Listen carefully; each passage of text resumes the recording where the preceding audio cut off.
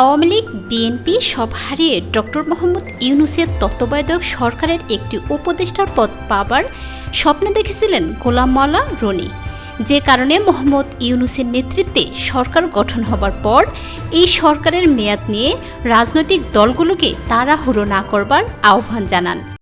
এই গণঅভ্যুত্থানের মাধ্যমে যে 17 জন ব্যক্তি এই মুহূর্তে দায়িত্বে অবতীর্ণ হলেন, তারা চমৎকার করে কথা বলেন এবং তাদের সবারই রয়েছে বর্ণাঢ্য ইতিহাস। তাদের সফলতা কামনা করা ছাড়া আমাদের এই জাতির দ্বিতীয় কোনো অপশন নেই। একটা নির্দিষ্ট সময় পর্যন্ত আমাদেরকে অপেক্ষা করতে হবে এবং ধৈর্য ধারণ করতে হবে।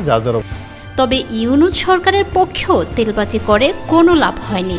প্রথম, দ্বিতীয়, তৃতীয় ধাপেও মোহাম্মদ ইউনূসের পাশে একটি চেয়ার না জুটায় রীতিমতো পাগলামো শুরু হয়ে গেল গোলাম মাওলা রনির। ইউনূস চেষ্টা করলেও খুব বেশি আগাতে পারবেন না। নোবেল পুরস্কার পেয়েছে, তুমি তো শ্রমিকের টাকা মেরে দিলা, তাকে ডাইরেক্ট ক্রস ফায়ারে দেওয়া উচিত। রনির হঠাৎ করে সারা অঙ্গে ব্যথা শুরু হবার কারণ কি সেটা বুঝতে হলে জামায়াত নেতার সঙ্গে তার একটি ফোন রেকর্ড শুনে আসতে হবে, যেখানে তিনি পরিষ্কারভাবে বলেছেন শেখ হাসিনা পালিয়ে যাবার পর ক্যান্টনমেন্টে সব দলকে ডাকলো, গোলাম মাওলা রনিকে না ডাকাতে তিনি ক্ষিপ্ত হয়েছেন। সবাই তো ইউনূস সাহেবকে তেল মারতেছে, আওয়ামী লীগের গালি দেওয়া তো খুব সহজ একটা বিষয়। তখন আসলে আমরা আরো ভয়াবহ বিপদের দিকে এগোচ্ছি।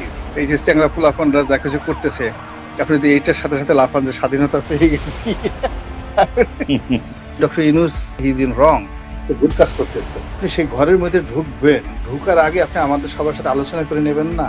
আলোচনা না করে আপনি ঢুকে গেছেন, ঢুকে গিয়ে আপনি বিপদের মধ্যে পড়ে এখন আমি আপনার ওখান থেকে কিভাবে বাঁচাবো? আপনি তো ঢুকে গেছেন।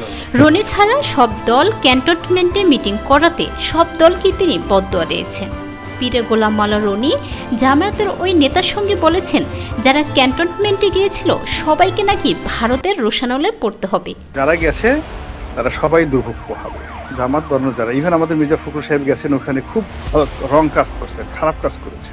জোনায়েদ সাকি গেছে, যারা গেছে প্রত্যেকটা লোকের এই কর্মফল ভোগ করতে হবে। মুখরোচকর টাইটেল, থাম্বনেল আর নানা ধরনের ব্যাখ্যা বিশ্লেষণের মধ্য দিয়ে ডক্টর মোহাম্মদ ইউনূসকে বিতর্কিত করবার জন্য রীতিমতো আরও পাগলামো বেড়ে গেছে। Doctor Yunus is a famous and eminent economist, কিন্তু in the field of politics he is just infant, নবজাতক শিশু, 3 মাসও টিকতে পারবেন না।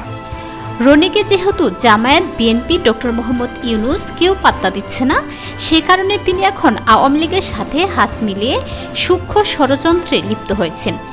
এর মধ্যে শেখ হাসিনার সম্পর্কে গুণগান শুরু করেছে রনি।